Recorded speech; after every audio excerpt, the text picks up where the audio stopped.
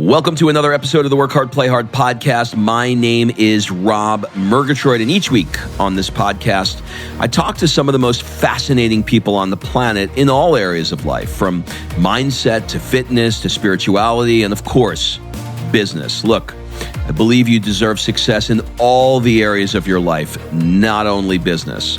But before we get into today's show, you may want to join us on our next Work Hard, Play Hard experience. This year, we're going to be going to Mykonos and Marrakesh.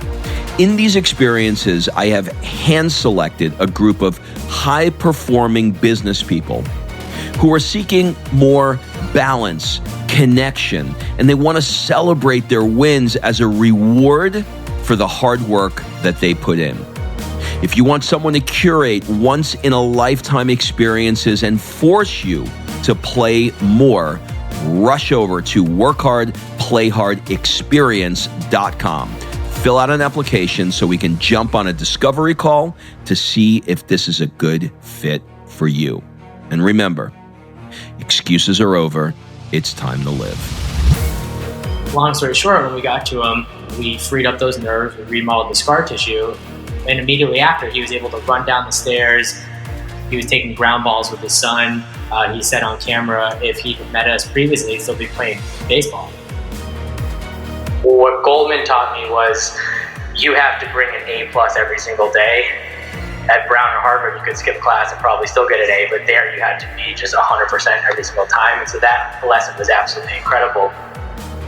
Yeah, you have to, otherwise, you'll never get out of your situation. I think as entrepreneurs, we're such control freaks that we want to be, around every single decision. But the reality is, your company will never grow until you let go.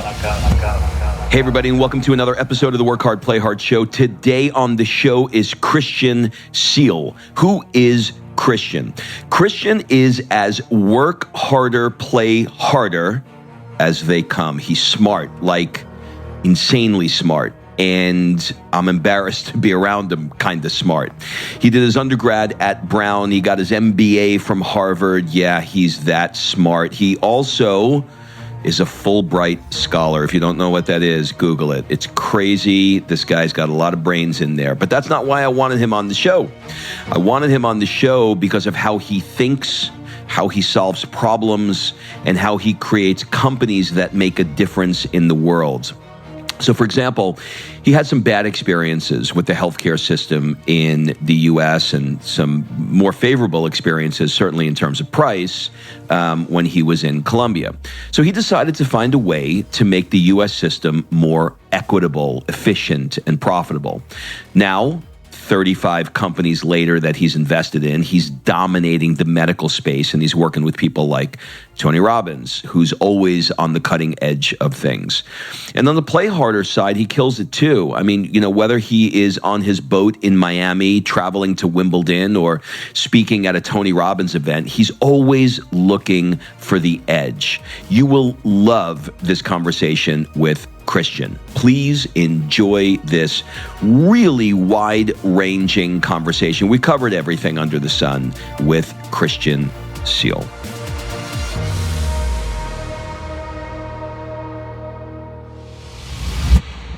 Christian, welcome to the show. Great to be here. Thanks for having me. You know what, man? I am super excited to have you on the show because for me, you have this beautiful mix of this insane curiosity meets kindness meets incredible intellect. How do you like that for a suck up at the beginning of a show? That's super, super kind. Well, I feel the same way about you. I mean, just really incredible. And we're going to get into all of that in a little bit. And I think probably the best way to begin this is to start with a bit of your background. So you've got an economics degree from Brown. You are a Fullbright scholar. You got your MBA from Harvard. When I'm doing the research, I'm trying to figure out if that's one person or like 10 people. So like, how in the world, well, maybe the better question would be, to what do you attribute that level of academic success? Let's start there. Well, look, pride myself on the fact that I'm a continual learner. And so I try not to let those things define me, though on a linear path, they were things that I was proud of. I'm happy to share my experience around those things. But I really think it was my parents that ingrained in me just a thirst for knowledge and excellence. And at times it wasn't easy. I was a competitive swimmer, and I remember, doing double sessions and not being able to get out of the pool until you threw up. And so, I don't know if that's the best way to parent, but my parents always, ingrained in me that I could do whatever I wanted to. Luckily I had the opportunity to go to some amazing places in terms of education and have some amazing experiences. And it's been, I just feel very, very grateful. I want to ask you about why you decided to sort of point your entrepreneurial cannons towards healthcare. In other words, what were the steps that led you to go all in on healthcare? Yeah, it was really three separate things. And, now looking back, it's a pretty linear story, but the universe has this just amazing way of pointing you in the right direction. And I guess a little bit more background. My dad owns a lumber company, and, so I grew up in a very entrepreneurial environment. My mom was on TV as a fitness guru. And so I grew up in this environment where I didn't really know anything else beyond entrepreneurship. And, my few jobs were working as a personal trainer, working at the YMCA, Outback Steakhouse, doing some menial jobs, and then this experience at Goldman Sachs. And what Goldman taught me was you have to bring an A+ every single day. At Brown or Harvard, you could skip class and probably still get an A, but there you had to be just 100% every single time. And so that lesson was absolutely incredible. But I realized very quickly that I'm a shitty employee, and I just can't work for anybody else. So that's where I kind of caught the entrepreneurial bug. And healthcare specifically,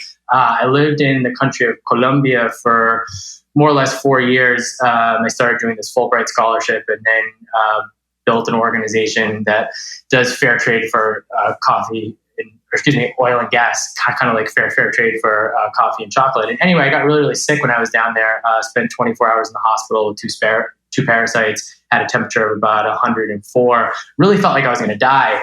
And then a day later, after being taken care of and getting back to health, I got this bill for $53. And honestly, I didn't really think much of it at the time, but 4 years later, I dislocated my pinky while I was in New York. I went to the ER. I was there for 6 hours. A plastic surgeon came. I don't know why I needed a plastic surgeon. All he did was pull my pinky 3 ways. And a month later, I got a bill for $17,300. Welcome to America. Exactly. And again, it was a funny thing, but it wasn't, beating me over the head. You have to do something in healthcare. The second thing that happened about a few months later was my dad walked in for a routine cataract surgery, and now he's blind in one eye. And 1 in 10,000 people typically get an infection. That was him. But the thing that was really, really frustrating was he was asked if he could see light. And when you can't, you have to go in for immediate surgery to basically disinfect the eye. But the person that was writing down wrote it incorrectly, a problem that AI or artificial intelligence could really solve. Anyway, my dad sent home, and his eye eats himself out. And I don't fully appreciate what that means, but his whole life has absolutely changed.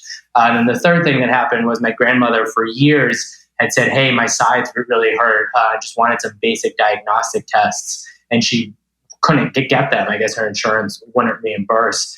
And when she finally got them, she was stage 4 ovarian cancer and died, about three months later. So at some point you just say, fuck this, and I'm going to do something about it. Well, not everybody does, and you did. And I think that's what makes the difference between you and everybody else, frankly.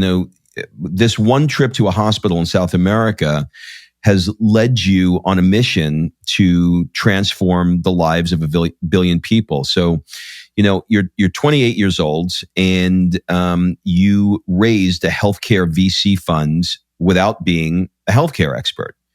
What have you learned from that experience, and how are you using that to achieve what you've achieved? Yeah, so I was 20 when I raised the fund. I'm 32 now. I wish I could have those 4 years back. But so wouldn't that be nice? It'd be really nice. So we are working on some stuff to help reverse aging, which maybe we can get to later.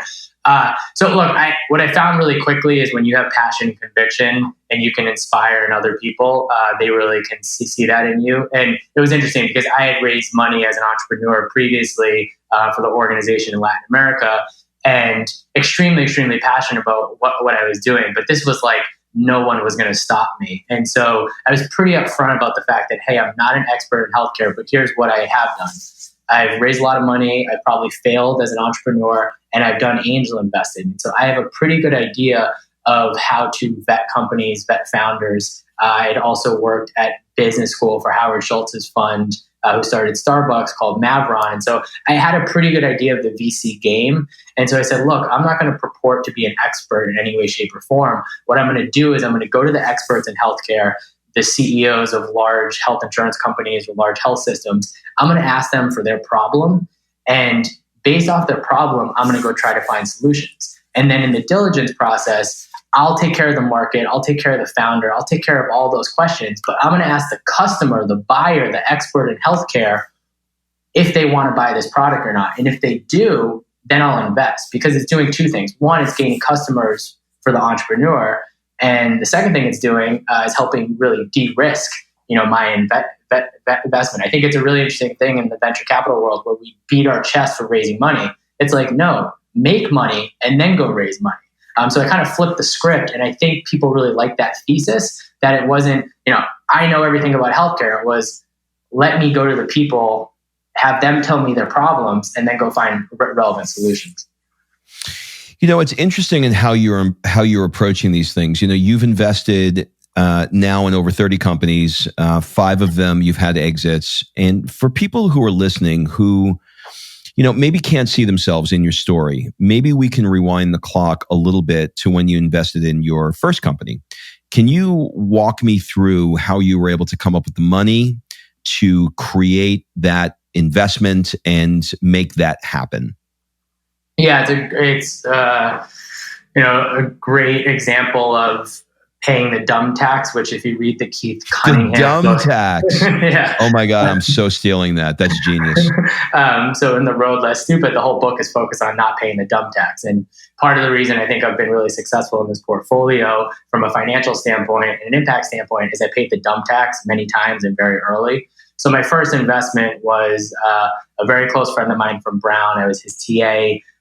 He had been my roommate, and he came to me and said, hey, I have this really interesting idea in biotech where we're going to grow cells in this new type of lab. And I didn't know anything about it, didn't really understand it, trusted him, and his sister was a PhD from Harvard, so trusted her, and this was her space. And I gave him $7,500. To me, it was a lot of money at the time when I was 23. Right now, that isn't the size of the investments that we make. But very quickly, I learned multiple things. 1, don't invest in things you don't understand. 2, be very careful when you invest in your friends, because it can cause a tiff in the relationship. And if people aren't working full time on something, that's like an amazing telltale sign that this thing is probably going to fail. So, a year and a half later, the company's going under and I lose my first investment. Same thing happened with the second and the third. So I paid the dumb tax really, really early. And when it's your own money, and I was making $800 on a Fullbright scholarship when I was 22. So $7,500 is a lot of money to me then, right? And I'm just a really high risk tolerant guy. But it made me realize if I'm going to take hard-earned dollars and put it into something, even if it's not a lot of money, I got to be really, really sure that this can be a good investment. So you've now had 5 exits, right? I've had 5 exits. Okay. So if we go on the other side of that now and we talk about what it felt like when you had the exits, when you got the exit and the money went in your account and it cleared, what did that feel like for you? What did you think you were going to buy? What did you actually buy? How different did it feel? Talk me through that, because everybody always talks about, the investment and buying into the company, but rarely do you talk about what it feels like when you actually sell it. So you've done it 5 times. Maybe you can kind of talk about what that feels like. Is it anticlimactic? Yeah, I think, look, the first one's amazing because it gets the monkey off your back. And in terms of, I mean, there's really raising money as an investor, you have to do two things. One, you have to convince other people to give you their money to invest on their behalf.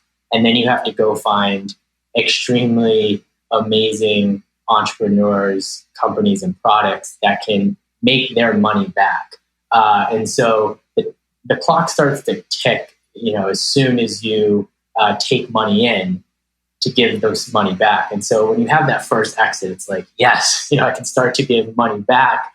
And so the feeling is, I would say, a feeling of relief, a feeling of validation, because at least in the venture capital world, sometimes it takes 5, 7, 8 years to realize an exit. So when I had my first exit within the first 16 months, it was like absolutely incredible. And it really gave me this confidence that, hey, I'm really, really good at this. And so it gave me more confidence to double down. When the money hits the bank account, it's definitely an amazing feeling. But it's, for me at least, it's not the type of thing where it's, I'm going to go splurge necessarily. It's like, it makes me want to do this even more and invest in more companies and double down and really make that impact to help transform the health and lives of a billion people.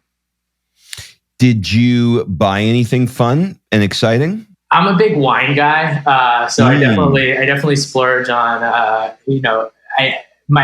guess with every exit, my wine taste probably improves. At least the price point does. Yeah, for sure. Okay, so a couple of things that you mentioned that I want to get some clarity on that are rolling around my head. The first one is you mentioned that your dad couldn't get into the college he wanted because of his beard, and he didn't want to shave it. I can't let that one go. Tell me more about that. Yeah, so he did get in. He played basketball very competitively. He went on a scholarship to a place called Worcester Academy, which at his time was a very, very good school, and continues to graduate some of the top NBA players. And so he went to a school in Indiana, and he got in because of basketball, but he was kicked off the team because the coach said, you need to shave your beard. And he said, no, I'm not going to do that. And it was the same coach that told him that he had as much athletic ability as Larry Bird. And so, I can tell the story of 4th of July parties. He's 51 years old and he's dunking on people, and he's only like 6 feet. And so he was a pretty amazing athlete. But why the beard? Why would he not shave it? It's probably a trait that he's passed down to me, which is when somebody tells me I can't do something, I'm going to do it, even if it, spites my basketball career or athletic career. I was thinking like, maybe there's some kind of religious thing where you didn't want to shave it. So it was just simply like, fuck you, I'm not shaving my beard. Yeah, I don't think I'm working to disassociate myself of that trait, but yeah, I think it was pretty much, I'm stubborn and you're not going to tell me what to do.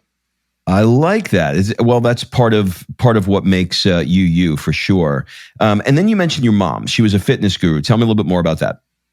Yeah, so my mom, she was like a Levi's jeans model. I think in her time did some LA cheerleading for the Los Angeles Lakers, and then moved out to the East Coast, which is a pretty big culture shock for her. Got really, really passionate about fitness. And so we lived in the second largest town in New England, and she, for 10, 12 years, was on a program where she would get people moving, and she competed in this thing called AFA, and then forgetting the name, AAU, and would win these gold medals for aerobics. And it was fun as a little kid, being dragged around like on a leash and just like watching her, do her thing. But that definitely inspired her work ethic, but then also just like a love for fitness in me. I love that because, we are nothing more than products of our parents in many ways. So I think it's important to understand, where people come from.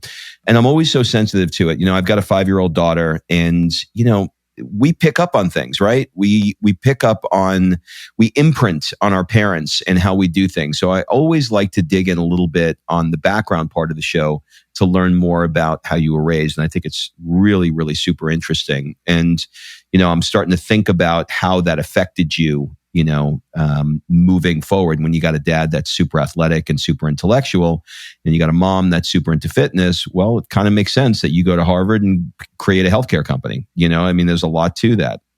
So I wanted to talk about your latest company, which is In2itive Interventions. Can you walk me through what started out as a crazy idea in your Miami apartment and quickly became a product that guys like Tony Robbins, Miguel Cabrera, David Ortiz are using?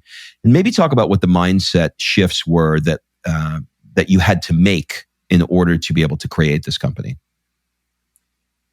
Yeah, it's again a really linear story looking back. But if I had told you that we would be treating those type of people 4 years ago when I started my healthcare journey, I just wouldn't have been able to see it, because a lot of my portfolio has been focused on optimizing what I call as a sick care system, and intuitive interventions in my mind is really the future of healing. And so how it started was, I have a very close friend, I think you met him on FaceTime, Dr. Abhinav Gautam, who's an anesthesiologist, a musician, a tennis player. I mean, he's a real polymath, probably one of the smartest people that I've ever met.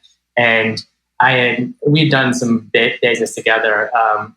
When I first moved to Miami, he was one of the first people I met, and we found out we were born on the same day. And so there was something there, and we always knew we wanted to do something together. But about 2.5 years ago, he came to me and said, "Hey, I found this new way to heal the body from the inside out." And honestly, I really didn't know what that meant. But I had just sprained my wrists jumping off a trampoline. And I went to the best guys here in Miami, and they immobilized me, which I now come to learn is the worst thing that you can do. And so because I like to be active and work out, I wasn't able to do push-ups, and it was just really, really frustrating. And so I said, well, what does this mean, heal the body from the inside out? And he said, well, come to my apartment and I'll show you. And so I go to his apartment, and I was very nervous, and I didn't really know what was going to happen. But long story short, he fixed my wrist by remodeling this layer of scarred and damaged tissue. And so 2 days later, I was able to do push-ups, and I said, holy shit, we really got to do something with this. So we started the company, In2itive Interventions, and that treatment that he did to me, we now call relief. And what relief is it's looking at this layer below the skin above the muscle, which a lot of people know as fascia. It's a lot more than that. It's this interstitial layer that was just discovered to be the largest organ in the body about 1.5 years ago. And it just has these massive implications for pain, mobility, and stiffness. And so, we've treated a lot of people, and then recently have been treating, the top performers and athletes in the world, because they try everything: stem cell surgery, PRP, body work, and it just doesn't do it. This is, really remodeling their tissue from the inside out. And, we're fortunate to have such amazing results. So the fascia, have you ever done fascia work yourself? In other words, using some kind of, myofascial release, whether it's a lacrosse ball or, a little stick called a Theracane. Have you ever done that yourself on your own body? Yeah, unfortunately, since I tore all the ligaments in both of my ankles and tore my SI joint and had knee surgery when I was 16 years old, I've been in the PT's office way longer than I'd want to. So I used to do that stuff all the time.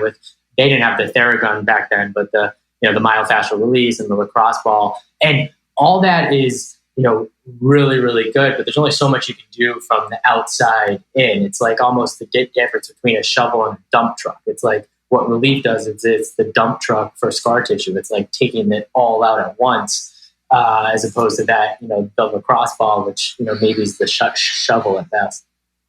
So the interstitial is beneath the fascia or above it? So it's really this layer below the skin above the muscle.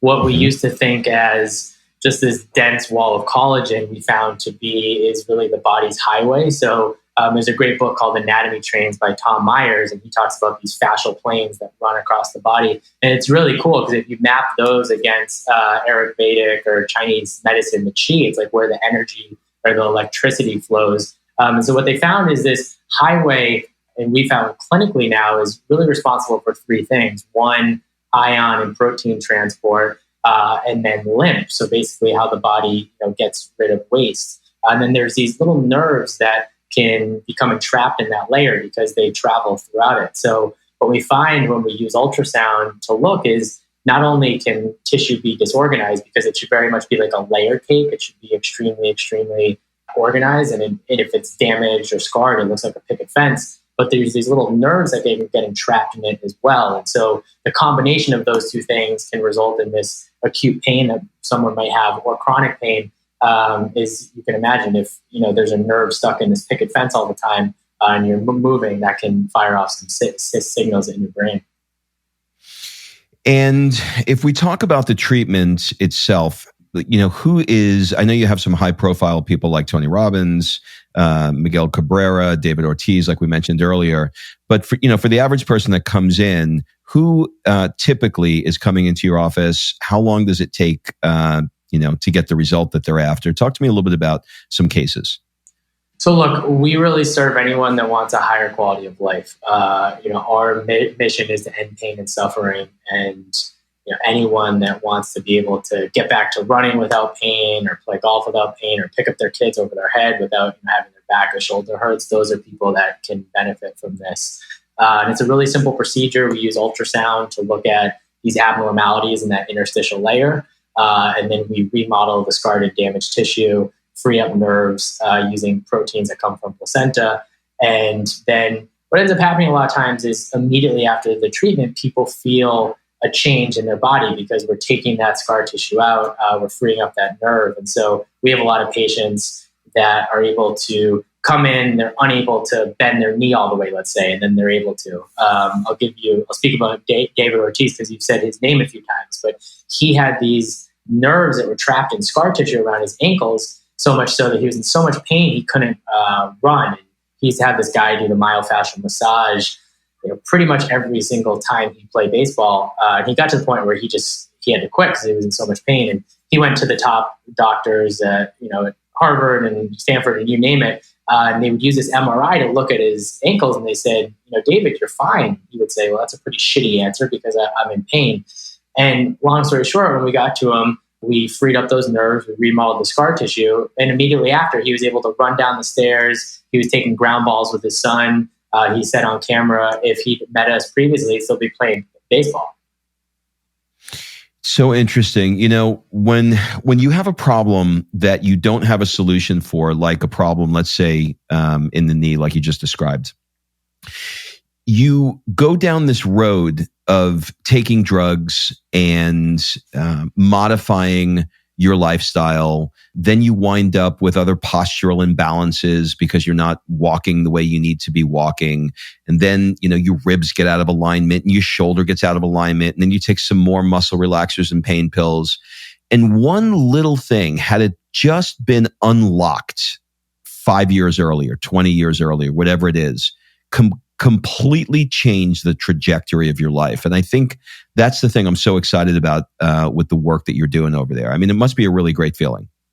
Yeah, and why I say it's the future of healing is, look, a lot of my portfolio companies, which I'm proud to be an investor in, are technology that's servicing and optimization of the health system. And again, I think we have an amazing sick care system. If you have a really bad disease, it's the best place to go. But when you talk about prevention, maintenance, health, and wellness, I just don't think that's what our system serves. So here it's, people come to us and they've had an issue for 30 years and they finally get relief. Or, we had a case of a woman who hadn't run for 22 years and she just sent a video of her running pain-free. And that is what gets us up in the morning, right? It's to improve these people's quality of lives. So you said to unlock their basic body. It's not masking symptoms, but it's really getting at the root cause and then letting people be the best versions of themselves.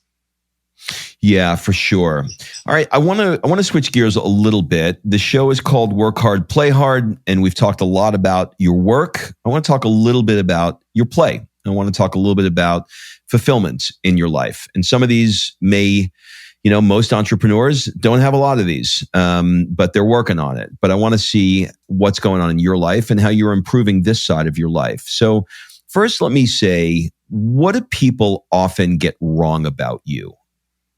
I think you said at the start of the podcast, it's, that I would have Harvard tattooed on my forehead. I think there's I would. There's this connotation of, there's certain types of people that come from that institution or other elite institutions, and they're supposed to act a certain way, and perhaps have some type of, maybe even arrogance or superiority. And I guess I really pride myself on being a really humble person, and the fact that I can learn something from everybody, because otherwise I just don't think life's, as fun. It's like, if I get in the car with an Uber driver, like, so what, the person's an Uber driver, I can learn something from them. I mean, the conversations I have in Uber sometimes are just like incredible, especially here in Miami. I'm talking to like PhDs from Venezuela, and they're driving the car. And I mean, it's just, I try to approach every single day as, I can learn something from every single person that I come in touch with. So I think because, I have, I guess, this on paper really good pedigree, I think people really get wrong, like, that's who I am. And I'm really the opposite. Got it. What is the one rule that you have for yourself that you never break? I have a lot. That's probably part of why I'm such an OCD person sometimes. But I would say meditation is I brush my teeth and I meditate. Those are two things that happen every single day. And I really try to get even a millimeter better every single day. Yeah, you're linking those two behaviors together, right? In the same way that you brush your teeth, you immediately know that there's a trigger from the toothbrush goes to meditation. Yeah, it has to. It's I was a very anxious person for a very large part of my life, and at the age of probably 25, 26, I got to the point where I had to do something to deal with the anxiety, and one of my friends would call it the avocado pit of stress in my stomach, and. It started as really simple breathing for 1, 2, 3 minutes. And now it sounds boring to say this, but part of my play hard is 2, 3, 4 hours on a Saturday or Sunday of my favorite meditations, where I'm literally just like washing my mind. I describe it as, you wake up and your energy is like an empty pool. And through the day, it's just filling up with water, water, water. And when the week's done on Saturday, it's just like overflowing with water, overflowing. And those 2, 3, 4 hours for me just take it all the way down. And so I can refill it, later in the day and then for the following week. What is a new behavior or a belief in the last, and you can fill in the blank, could be last number of years, last number of months, whatever hits you, that has significantly improved the quality of your life outside of meditation? I would say listening to listen and not solve a problem. As an entrepreneur and someone who prides myself on like, what's the quickest way to get to the solution? I've learned partly through an exercise I've done in my entrepreneurial organizations forum, which is if you listen to listen and just reflect back what someone says to you, and then just really dive deep on something that you can tell is bothering them, you get to the real issue. And many times that person, when talking through it, can solve their own issue. Whereas my way of listening typically is I hear the person, but then my mind is always going, okay, how do I fix this? But when I do that, I get to the solution too early, and we might be talking about a problem that isn't actually the problem. Got it. Makes sense. What is an unusual or absurd thing that you love? It might be a little weird, but I love kicking my body's ass. Like, I love just, there's like not an ounce inside you to be able to like run another foot or, push a little bit more weight, but just pushing my body to the absolute extreme. It used to be probably sadistic, where it's like, even if I'd like sprained an ankle or whatever, I'd still go work out. I think that's pretty unhealthy. This is like, I've come to a healthy balance, but it's like pushing myself to the extreme to see how far I can go. It's interesting. What techniques or approaches do you have that may be counterintuitive to grow your business outside of just grinding away at it? Yeah, it's a really interesting question because I'm going through it now in terms of really hiring and getting away from the operations. I've done a few things. I turn off my phone, which sounds super counterintuitive, but I basically have my phone on airplane mode until probably 12 or 12:30. I don't take meetings until probably 2 p.m. And then I'm getting to the point where with a few assistants and team members, basically empower them to say, look, you have responsibility over this, and if you need to solve the problem, and I'm just not going to be around. And so I extricate myself and just become not available, which at times can be difficult, especially if there's a fire. But what you realize when you turn on your phone and it's on airplane mode, people figure stuff out, and you train people that you're not 100% responsive. I think we're in this interesting time where it's, the time frame in which we respond, went from letters, which were days or months, to phone calls, which were maybe days or hours, to now text messages, which if you don't respond to me in 60 seconds, something's gone wrong. So almost a retraining of both myself and the people around me, which may sound counterintuitive.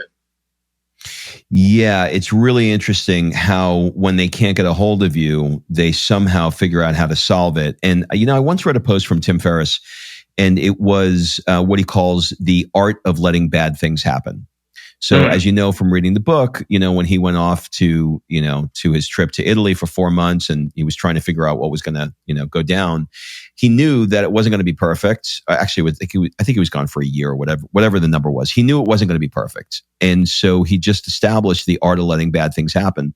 So when my wife and I take extended trips, for let's call it a month or more, we know shit's going to get fucked up. There's just no way around it. But it's better to take the trip, or it's better to do whatever it is that you're trying to do, and just put it into the bucket of the art of letting bad things happen, because the upside is worth it. Yeah. I love that. The art of letting bad things happen. It's you have to, otherwise, you'll never get out of your situation. I think as entrepreneurs, we're such control freaks that we want to be, around every single decision. But the reality is your company will never grow until you let go. Yeah, for sure.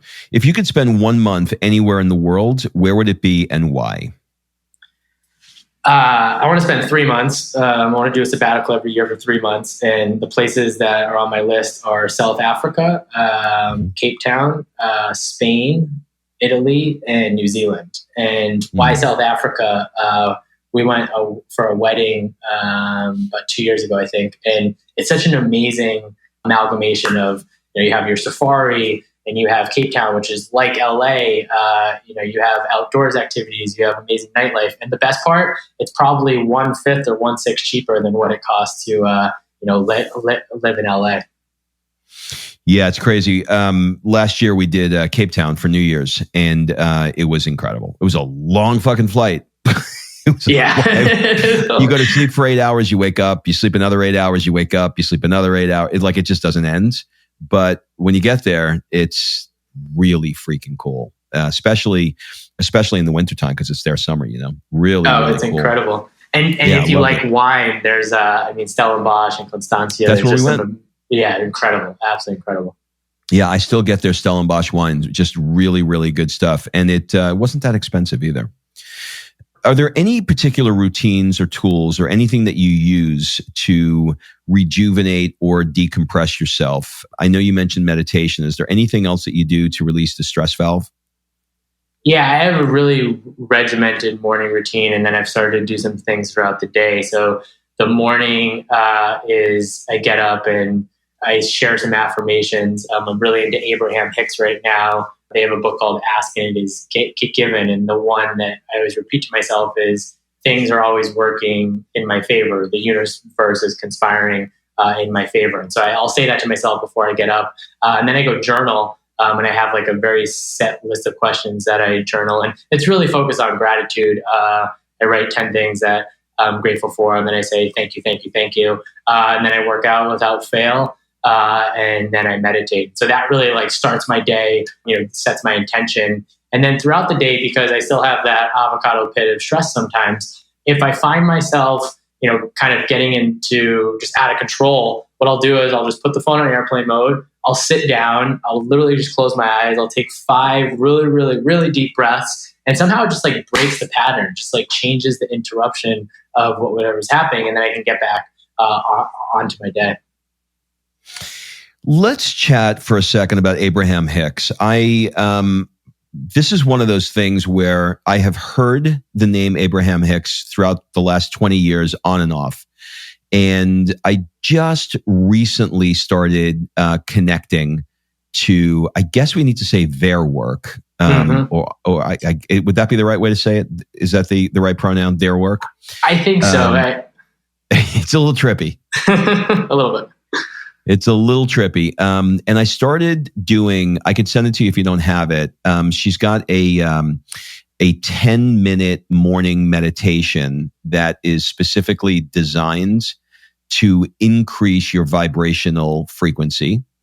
And she gives you 17 seconds the goal is to train yourself to keep the vibration at whatever vibration, you're trying to manifest. So if there's something particular that you're trying to manifest, you want to keep your vibration at the level of somebody who would manifest, who has that thing.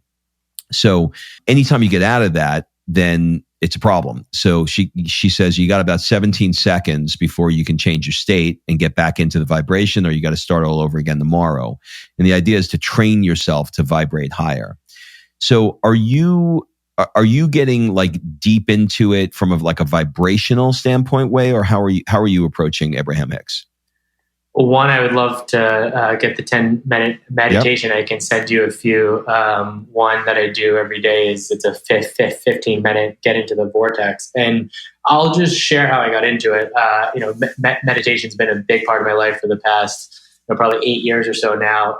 And increasingly, spirituality, law of attraction, vibrations, just energy, particularly over the past 2 years, has really, really been a big part of my life. So I had a Reiki healer come in probably 8 months ago, and I'll be completely honest, I really didn't believe in that type of thing. She was reading cards, the first time that's ever happened to me in my life, and I was super, super skeptical. And she just asked me, she goes, "Hey, does your left knee hurt?" And I was like, "What?" And I'd never met this person. She doesn't know me at all. She goes, "Yeah, when you walked in, there was a big, red ball around your left knee." And I was like, "Yes." And then she said some other things throughout the time that it made me realize that, until you experience it, it's probably really hard to understand. But I was like, there's something here. And she said to me, she said, "Look, I really recommend you read this book called Ask and It Is Given." And I listen to Ask and It Is Given on repeat, like every single day, because it's ingraining in my mind that if you ask for the universe will give it to you. But the third step that at least I don't do, and I don't know many people that do, is that allow it. Us as entrepreneurs, we're always like pushing the rock up the hill to try to get to the top. But the reality is, if we just let it come to us, let go a little bit, allow that vibration to come, it will. And, there's so many good examples, but like she talks about people, that are in debt or don't have a lot of money. And she says, when you are focused on that, you're sending out the vibration of what you don't have. And as hard as it may be, just feel the feeling of what it's like to have a lot of money.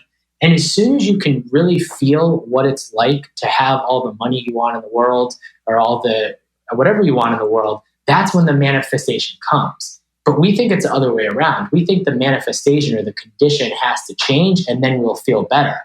And what I've learned from Abraham Hicks is, no, it's the complete opposite. It's have the feeling, and then things will come. And I can just tell you, in my life and business, I've manifested a lot of things, sure, because I work hard and what have you, but because I've had the feeling of what they feel like before they come to me. When you say the feeling, is it that you're stepping into, like, we'll use a house as an example. Is it that you're stepping into, like, walking around the house and touching your new, mahogany wood walls in your library? Or is it more like the feeling that you're going to have when you have the house? I think it's both. I think it's, one, being that person where you wake up with the mahogany walls and, you got this expansive house, the house of your dreams. And then whatever that feeling is, if it makes you feel proud, if it makes you feel ecstatic, if it makes you feel happy. And I can just tell you from my experience, the other part does not work. The part of, I don't have the house, I'm depressed, I don't have the money I want, I don't have the things I want, because at least in my experience, what that's doing is it's sending out the vibration of everything that you don't have. And so it's completely flipping the script of, sure, even if you don't have that, even if that's not your condition, if you can feel it, if you can live it in your mind, because your mind and the universe doesn't know the difference between you walking through the mahogany house or you in your mind thinking, feeling that you are in the mahogany house. So this gets trippy, right? So now you're putting the vibration out, and then you got to ask yourself, well, what the fuck is that? like, Like, what the fuck does that mean? Like, does that mean that there's some juju that just went, down my street in LA and is like, finding its way to where it needs to be and pulling in what I want? Like what? Like, now we got the mechanics, right? Which is like, okay, well, walking around with your shoulders slumped and, doing the opposite of what Tony Robbins teaches is not going to get you what you want. Step into it, feel it, raise your vibration, raise your energy. Imagine that it's here right now, right? All that. But what the fuck is really going on? Like what? Because I know it works. I do, because it just shit keeps appearing in my life that I visualize. It just does, happens all the time. But you went to Harvard, figure it out. What is that?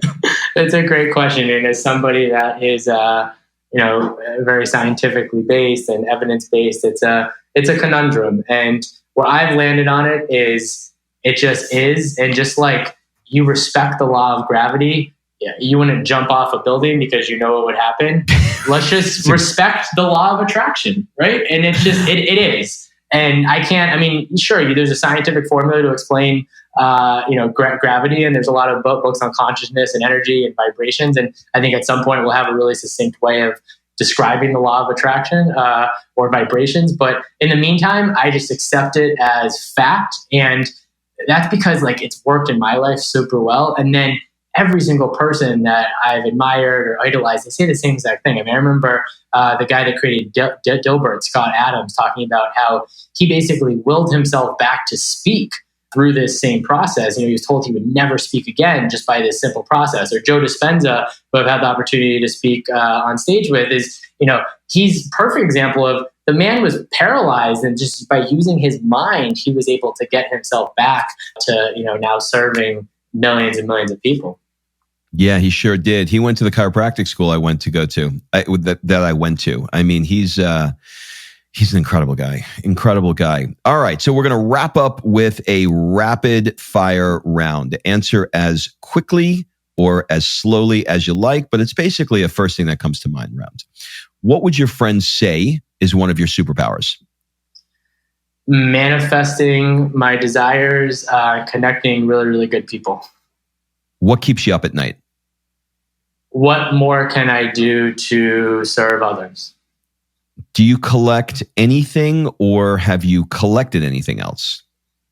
I used to collect turtles because they were my favorite animal. I don't do that. I've gone to this asset-light existence, but I definitely do collect premium wines. What is the one thing that you want to get better at? I want to get better at not reacting. I still, when things come in, whether that's a text message or an email or a phone call or somebody lashing out at me, I still have a tendency of reacting to that, and I don't want to let other people steal my energy or bliss. That's a great one. What's your guilty pleasure? I would say sleeping in and wine. If you had to give a TED Talk on nothing that you're known for, nothing that you speak about, and it could be on anything that you have a passion for, what would it be? I would say spirituality and source energy. I came from a place where I went to church. My dad's dad was a pastor. I was, brought up in this relatively open Christian environment, and for a lot of reasons shunned religion and, thought it was, I won't go as far as say I was an atheist, but very much just had religious trauma and, what's happened with the Catholic Church and the fact that we fight wars over it. I really detested, despised what a lot of the institutions would do. But now this idea that there's just this energy field or this vibration, as we were speaking about, this source that we all emanate from. Eckhart Tolle likens it to the sun, and we're just beams coming from the sun. It's something that I've just become super, super passionate about. And I hope to get to the point where I'm fluent enough to speak about it like an Abraham Hicks on a stage like TED. Dude, amazing. Well, this was everything I hoped it would be. And I am super, super excited that we got a chance to do this. Do you have any final words, suggestions, or an ask for the people that are listening? Well, a few things. One is if there's any way that we can help serve your audience, whether that's through their body for pain or mobility, they can find us at I2I.md. And if there's anything that I can do to help you or anyone else listening on their entrepreneurial path, one of my big passions is helping people achieve their impossible. So, I'm not too hard to get a hold of. So if you do, I'm happy to help. Well, Christian, thank you so much for taking the time, and we will link up everything in the show notes. Thanks so much, and have a beautiful day. You too. All right, thanks for listening. If you love this episode and you know someone that needs some help in either stepping up their work hard game or their play hard game, it would mean the world to me if you shared this podcast with them to help me get this movement out there. So if you like what you heard, head on over to iTunes, take 30 seconds and leave me a 5-star review, and I will be forever grateful. So until the next episode, excuses are over. It's time to live.